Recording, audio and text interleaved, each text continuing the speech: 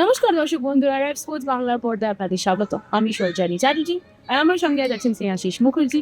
আর আমরা আবার চলে এসেছি উইমেন্স ক্রিকেট নিয়ে আপনাদের সাথে আলোচনা। এর আগে আমরা বিভিন্ন টিমের স্পট অ্যানালিসিস করেছি আপনাদের সাথে, ডিফারেন্ট প্লেয়ার্সের ব্যাপারে কথা বলেছি। এর আগে আমরা ইন্ডিয়ান টিমের ব্যাপারে কথা বলেছি, বাংলাদেশ উইমেন্স ক্রিকেট টিমের ব্যাপারে কথা বলেছি। কিন্তু আমরা সবাই জানি যে সামনে ওয়ার্ল্ড কাপ, আমরা সবাই খুব উৎসাহিত ওটা নিয়ে। কিন্তু আজকে যে আমাদের আলোচনার টপিক সেটা হচ্ছে যে ইন্ডিয়ান টিম কিন্তু ইংল্যান্ডে যাচ্ছে ওনাদের সিরিজ চয়েছে। আর আমরা জানি যে সামনে যেহেতু ওয়ার্ল্ড কাপ, আমি আমার ইন্ট্রোডাকশনে রোগার শেষ, এই যে সিরিজটা এটা একটু দেওয়া দিয়ে এখানে এটা কতটা গুরুত্বপূর্ণ সিরিজ ইন্ডিয়ার জন্য, আর head of the world cup এটা কিভাবে এই টিম ইন্ডিয়াকে নিজের প্রিপারেশনে হেল্প করবে। একদমই। প্রথমত বিসিসিআই কে থ্যাংক ইউ জানানো উচিত যে ইংল্যান্ডই ওয়ার্ল্ড কাপ এবং ঠিক ওয়ার্ল্ড কাপের আগেই তারা একটা সুযোগ পাচ্ছে নিজেদেরকে দেখে নেওয়ার সেই কন্ডিশন। ইংল্যান্ডের এগেনস্টেই তুমি 3টে টি-20 খেলতে পারছো, একটা বড় সুযোগ নিজেদের দেখে নেওয়ার। এবং আপনারা সবাই জানেন যে ভারত কিন্তু 4-1 সিরিজ হেরেছে রিসেন্টলি সাউথ আফ্রিকাতে। তো সেই যে একটা মোমেন্টাম, আমরা যেমন একটা কথা আছে না যে জেতাটাও কিন্তু একটা অভ্যেস, সেম কিন্তু আপনি যদি হারতেও থাকেন আপনি চান না সেটাকে একটা হ্যাবিট করে তুলতে। সেই যে মোমেন্টাম তারা লস করেছে সাউথ আফ্রিকায় গিয়ে, হয়তো তারা সেটাকে বেটার করতে চাইবে। তারা চাইবে জয়ের রাস্তায় ফিরতে, এবং এর থেকে বেটার অপরচুনিটি কি হতে পারে। ইংল্যান্ড সিরিজটা একটা তাদের জন্য একটা বিশাল অপরচুনিটি, যদি সেখানে তারা ভালো ফর্ম করেন। সিরিজ তারা হারতেই পারেন, 2-1 সিরিজ হারতেই পারেন। বাট যদি ম্যাক্সিমাম প্লেয়ার যদি ইনফর্ম থাকে, তারা যদি রান করে বা প্লেয়াররা যদি উইকেট নেয়, তাহলে কিন্তু ওয়ার্ল্ড কাপের সেটা বিশাল পুষ্ট বিশাল অপরচুনিটি। কারণ এই সিরিজের পর মাত্র কিন্তু ওয়ার্ম আপ ওয়ার্ল্ড কাপের প্রথম ম্যাচে কিন্তু পাকিস্তান। তো সেখান থেকে দাঁড়িয়ে খুবই গুরুত্বপূর্ণ সিরিজ। এবং দেখো, ইংল্যান্ড কিন্তু one of the top teams এই ওয়ার্ল্ড কাপে, সেখানে কোনো ডাউট নেই। এবং আমরা সবাই জানি যে মহিলা বিশ্বকাপ, এটা 50 হোক টি-20 হোক, যখনই ইংল্যান্ডে হয়েছে ইংল্যান্ড কিন্তু সবসময় জিতেই শেষ করেছে। তো তারা সেইভাবেই জিতে থাকবে এবারে, এবং তারা one of the favourite, no doubt about that. তো সেখান থেকে দাঁড়িয়ে ভারতের জন্য খুবই বড় অপরচুনিটি। বেশি আসিস, কিন্তু যেটা আমরা আলোচনাও করছিলাম, আমরা জানি যে নিউজিল্যান্ড ইংল্যান্ডের এগেন্সে খেলছে। কিন্তু অন্য আদার হ্যান্ড তোমার কি মনে হয়েছে যেহেতু ওয়ার্ল্ড কাপে ঠিক আগে ইন্ডিয়ান খেলেছে, ইন্ডিয়া কোথাও গিয়ে গ্রুপ স্টেজে বলো বা ফিক্সচারে বলো, কোথাও গিয়ে তোমার মনে হয় টিম ইন্ডিয়ার একটা অ্যাডভান্টেজ আসবে? দেখো, ভালো কোয়ালিটির টিমের সঙ্গে তুমি যদি খেলো ওয়ার্ল্ড কাপের ঠিক আগে, সেটা তোমার প্রিপারেশন ওয়াইজ সবসময় তোমার হেল্প করা উচিত। কারণ তুমি সবসময় চাইবে তোমার প্লেয়াররা গেমের মধ্যে থাকুক, এবং সেটা যদি ভালো কোয়ালিটি অপোজিশনের এগেনস্টে হয়। এবং সব থেকে বড় ব্যাপার, আমি এটা বারবার মেনশন করছি, যে যেখানে ওয়ার্ল্ড কাপ হবে সেই কন্ডিশনেই যদি হয়, তাহলে তার থেকে বড় ব্যাপার কিছু হতে পারে না। সেখান থেকে দাঁড়িয়ে অবশ্যই বিশাল ভালো। এবং তুমি এটা বললে, ইংল্যান্ড কিন্তু অলরেডি নিউজিল্যান্ডের সঙ্গে সিরিজ খেলছে, ওডিআই সিরিজ অলরেডি হয়ে গেছে। একটা ম্যাচ বৃষ্টির জন্য ক্যান্সেল হয়েছে, সেই কারণে আর একটা ম্যাচ দুই টিমে একটা করে জিতেছে, তো 1-1 শেষ হয়েছে। কিন্তু টি-20 সিরিজ প্রথম ম্যাচে কিন্তু ইংল্যান্ড জিতেছে।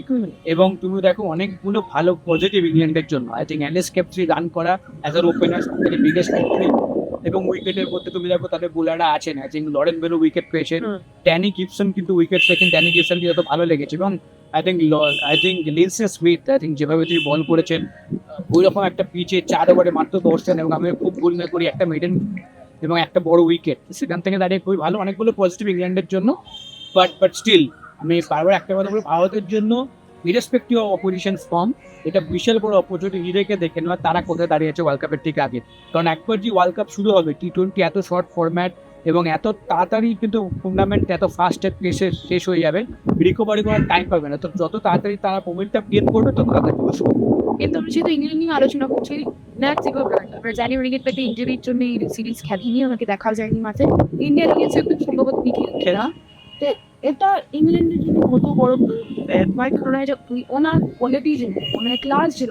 তোমার কি মনে হয় অন্য কোনো প্লেয়ার এসে ওই জায়গাটাকে ফুলফিল করতে হয় ইংল্যান্ড স্কোয়াডে? খুবই মুশকিল। প্রথমত দেখো, অ্যাজ আ ব্যাটার খুবই মুশকিল।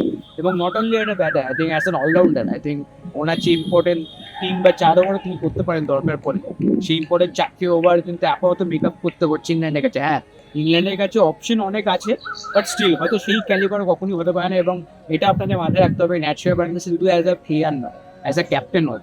তো তাদের রেগুলার ক্যাপ্টেনকে তারা মিস করছে। অবশ্যই প্রথমে বলা হয়েছিল যে তার যে কাফ ইঞ্জুরিটা হয়েছে ডোমেস্টিক ক্রিকেট খেলতে গিয়ে, তো সেখানে বলা হয়েছিল যে প্রথমে হয়তো শুধু ওডিআই সিরিজটা তিনি মিস করবেন, তারপর মেডিকেল ট্রিটমেন্ট যদি ঠিকঠাক হয় এবং মেডিকেল টিম যদি ভালো অ্যাসেসমেন্ট করে বুঝতে পারে যে না তিনি ফিট এনাফ টুকতে, তাহলে হয়তো নিউজিল্যান্ড টি-20 এবং ইন্ডিয়ার টি-20 সিরিজটা খেলবে। বাট পরবর্তীকালে আমরা যেটা জানতে পারি যে তারা কোনো রিস্ক নিতে চাইছেন না। যদি শোকটা আবার যদি পেরে যায় এলাতে গিয়ে, সেই কারণে তারা চাইছেন যে ওয়ার্ল্ড কাপে একেবারে ফিট অ্যান্ড ফুললি অ্যাভেলেবেল ক্যাপ্টেনকে তারা চাইছে, সে কারণে তারা কোনো রিস্ক নিচ্ছে না। তো আই থিঙ্ক সেখান থেকে দাঁড়িয়ে ইংল্যান্ডের একটা সেট ব্যাক, কারণ ক্যাপ্টেন না থাকলে আলটিমেটলি কিন্তু তুমি যে গেম প্ল্যানটা ধরো তুমি যদি কাজও করে তোমাকে কিন্তু চেঞ্জ করতেই হবে, সেটা কম্বিনেশন বলো গেম প্ল্যান বলো, কারণ ক্যাপ্টেন যে ফিট অ্যান্ড ফাইন হয়ে যাবে তাকে বানাতে পারবে না, সেটা স্ট্রেট তোমার প্লেইং গেমে ঢুক। তো সেখান থেকে দাঁড়িয়ে একটা সেট ব্যাক, বাট স্টিল আমার মনে হয় যে ন্যাচারাল পয়েন্টের কোয়ালিটি আই থিঙ্ক ইংল্যান্ড চাইবে তিনি যেন সম্পূর্ণ সুস্থ হয়ে ওয়ার্ল্ড কাপে ফিরে আসেন, কারণ রেগুলার ক্যাপ্টেনকে অবশ্যই ইংল্যান্ডের দরকার পড়বে ওয়ার্ল্ড কাপ।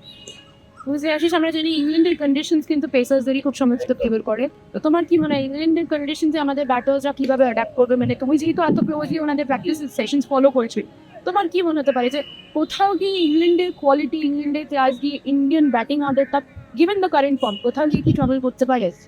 দেখো প্রবলেম তো হবেই, স্পেশালি নতুন বলে, নতুন কারণ বোলাররা সুইং পাবে এবং ইংল্যান্ড বোলাররা তাদের ঘরোয়া কন্ডিশনে যে আরও বেটার বল করবে এতে কোনো সন্দেহ নয়।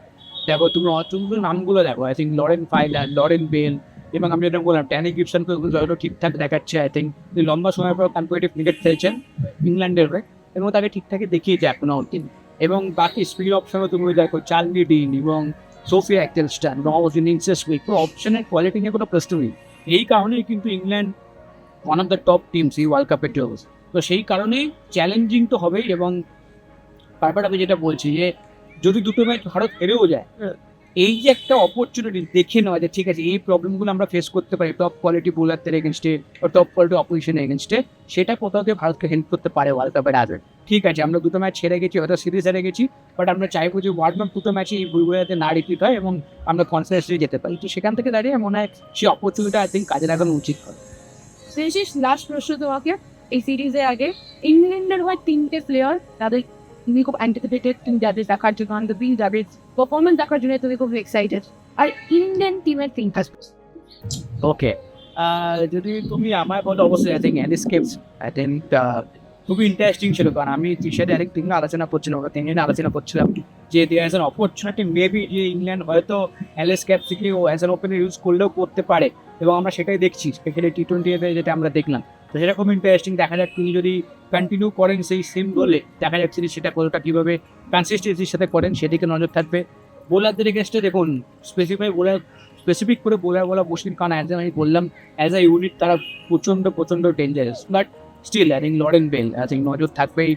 WPL আপনারা হয়তো সবাই দেখেছেন RCBর হয়ে যে ইম্প্যাক্ট ক্রিয়েট করেছিলেন, ডট বল সুইং, এবং আগে কিন্তু শুধুমাত্র দেখা যেত একটা সুইং হতে মানে ইন সুইং করতে, এখন কিন্তু আউট সুইং ইন সুইং যেভাবে তিনি মিক্স করছেন আই থিঙ্ক এক্সেলেন্ট। তো সেটা একটা ব্যাপার। আরেকজন প্লেয়ার যদি বলো আই থিঙ্ক ড্যানি গিবসন, আমি বলবো অলরাউন্ডার, তার রোলটা খুব ইম্পর্টেন্ট বলে ভেবেছে, বা আই থিঙ্ক ওই যে ইয়ং স্পিনারকে তারা দিয়েছে, আই থিঙ্ক 18 বছর বয়সী যে স্পিনারকে তারা দিয়েছে আই থিঙ্ক তিনি করবেন। আই থিঙ্ক সেই স্পিনারকেও যদি সুযোগ দেওয়া হয় আমি দেখবো যে তিনি কিরম বয়, কারণ তার জন্য একটা বড় অপরচুনিটি ওয়ার্ল্ড কাপে হয়েছে। ভারতের ইংলিশটা বাইরে দিচ্ছি আজকে আপনারা তোমরা ছো এখানে ভারতের জিজ্ঞেস করেছিলাম কিন্তু তুমি বললে না যে ভাবছি উত্তরটা দিতে চাইছো না। কেন? অবশ্যই না তাহলে দর্শক সাউথ আমার আফ্রিকার এগেইনস্টে হেরে না গেছে। দর্শক রাখবে না কোনো ব্যাপার না বলছি। ভারতের অবশ্যই স্মৃতি মান্দানা আই থিঙ্ক টপে কনসিস্টেন্সি খুব দরকার, এবং স্মৃতি মান্দানার খুব দরকার একটা কনসিস্টেন্ট রান। স্পেশালি আমরা সবাই জানি বায়োলেটার সিরিজে তাকে এটা অনেকবারই শুনতে হয়, বায়োলেটার সিরিজে যদি রান করেন, এবং সেটা আমরা দেখেছি কোথাও গিয়ে ওয়ার্ল্ড কাপ প্রেশার হোক বা যাই হোক তিনি সেভাবে কনসিস্টেন্সির সঙ্গে প্রাথমিক হতে পারেন না। ওডিআই তো আমরা গ্লিফ দেখেছিলাম, বাট আবার যখন খুব ইম্পর্টেন্ট ম্যাচ ছিল তিনি কিন্তু বহু রান করতে পারেন। তো সেখান থেকে আই থিঙ্ক আরেকটা চ্যালেঞ্জিং আই থিঙ্ক ক্যাম্পেন হতে পারে তার জন্য। তো সেটা তার জন্য একটা বড় অপরচুনিটি। এবং বোলারদের দিক দিয়ে আমি বলবো রেণুকা সিং ঠাকুর, এক্সপিরিয়েন্স এবং ইংল্যান্ড কন্ডিশনস, সেই কন্ডিশনে তুমি এক্সপেক্ট করবে রেণুকার মতো বোলারকে সুইং পেতে এবং আর্লি উইকেটস তোমায় দিয়ে দিতে। আরেকজন আমি বলবো Richa Ghosh, I think finishing খুব দরকার ভারতের ইনিংসে, এবং সেইখানে রিচা ঘোষের গোলগুলো খুব গুরুত্বপূর্ণ। ইংল্যান্ডের পিচ জেনারেলি যেরকম হয় পাউন্সি এবং বল যেরকম ব্যাটে আসে, এক্সপেক্টেড যে রিচা ভালো করবে, but still world cup pressure define বল গেম সাইকোনো, সেখানে সে কিরম ফোন হবে না। উত্তরটা তুমি দিয়ে দিলে, ইন্ডিয়া টিম ইন্ডিয়ার ব্যাপারে উত্তরটা দিয়ে দিলে। তো আজকে আপনারা আমরা ছোটই রেখেছি কিন্তু ইনফরমেটিভ বার্তা। আপনারা প্লিজ এরকম করে রেসপোর্টস বাংলাকে ফলো করতে থাকবেন। Please like share and subscribe তো অবশ্যই করবেন। শুধু রেসপোর্টস বাংলা না, রেসপোর্টস ইংলিশ, রেসপোর্টস এই প্ল্যাটফর্ম। আমরা কিন্তু আবার ফিরে আসবো আপনাদের সাথে আড্ডা মারতে। কিছুদিন পর তৃষারি আমাদের উইমেন্স ক্রিকেট হেড নিতে যাচ্ছেন ইংল্যান্ড ম্যাচেসগুলো কভার করতে। উনি ভিডিওস ওখান থেকে পাঠাবেন, উনি লাইভ শোজও করবেন, আপনারা শুনতে থাকেন।